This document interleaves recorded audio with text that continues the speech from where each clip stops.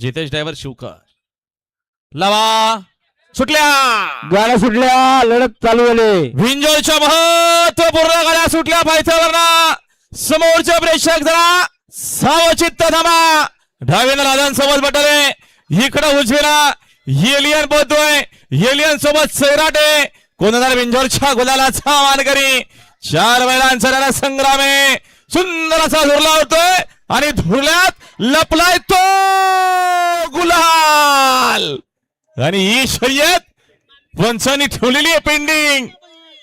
लढत झाली आणि अखेर बाजी कोणा कोणा कोणा मारली.